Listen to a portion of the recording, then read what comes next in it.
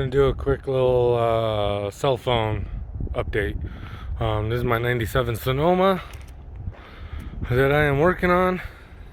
This is gonna be a temporary cooling thing, just a factory thing, until I figure out what I want to do for a catch can. But you know, the factory hose goes over, cuts, works just fine on my radiator, which is the Superior radiator with fans.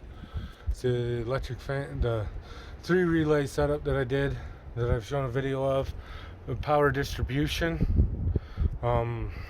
Let's see, so my valve covers aren't on all the way because I'm still waiting on my push rods to come in. I had to order some custom ones, and then I'm going to put all new seals and gaskets on those, and then those will be buttoned up.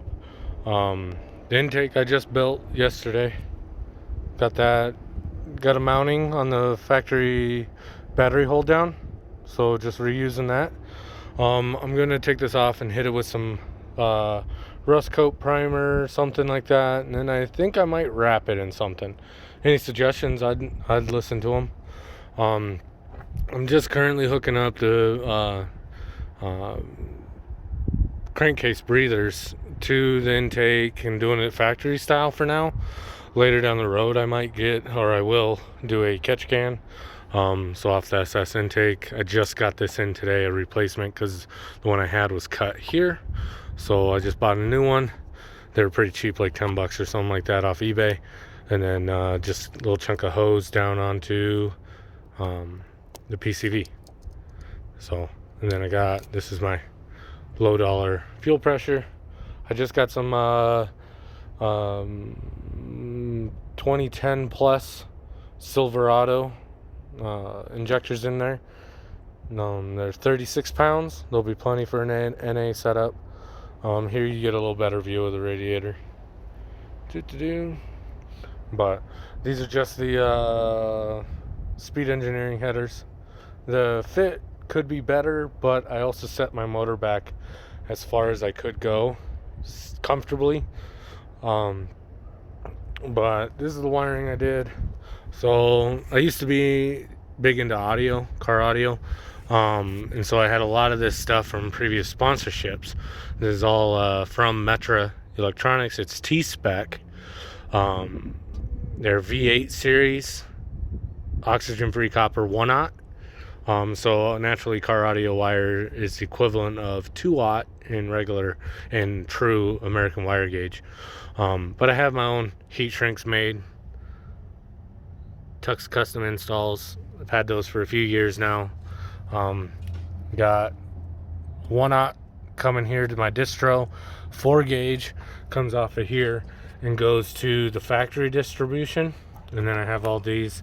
I have 1 ground to the frame, goes to the block right there, and then 2 grounds coming off the engine.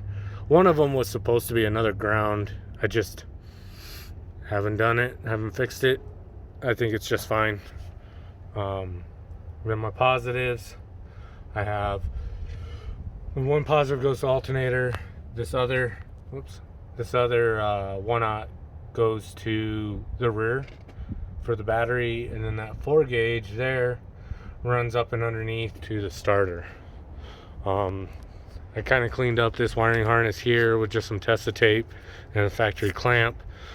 These are extra ignition wires. I just put a little piece of heat shrink at the end so they can't arc on anything, because you never know, maybe I want them later and I'd hate to completely wrap them up and have to go and dig them for them again.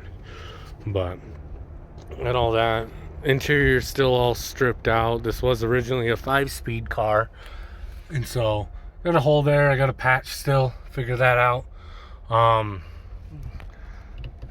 Mounted the little 3.5 here until I can afford one of the largest screens. I would like one, but I still got to tidy up some wires, pull out some old stuff, and then put this interior back together with the new shifter. That's a Turbo 400 trans. So back here is, I got the Corvette, the C5 fuel filter and regulator underneath. So this is my return, this is my feed. I got it unplugged so that the Holley does not prime the tank every time I try to turn the key on, so I can push this thing around. And then back here is my battery. It's just a battery I had sitting around. So this will work. I've stood on this mount. It's strong. It ain't going nowhere. Next thing for me to do is going to be complete up the exhaust build on it, and then mount up my transmission cooler. I think I was going to do bed mount, but I think I might build some brackets right here to come up and hold it right there. I think that would be a decent spot. I would go in between the frame rails, but that's where my exhaust is. I'm just not going to want to fight it. And I think if I mount it to the outside, I won't have any issues.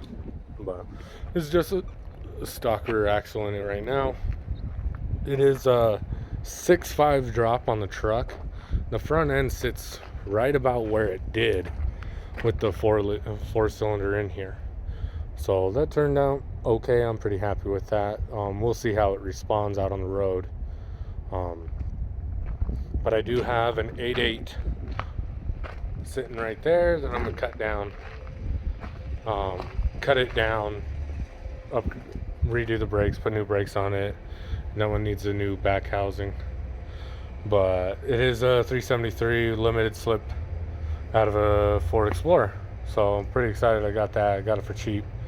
So get that cut down and get it going. But that's gonna be an update for now, guys. I'm a little dirty. I was just cleaning my shop. It's still not perfect, but it's what I got. I got my YouTube. But alright guys, thanks, and we'll bring you back for another update for my exhaust system or the trans cooler, whatever I feel like doing next. Alright guys, thanks.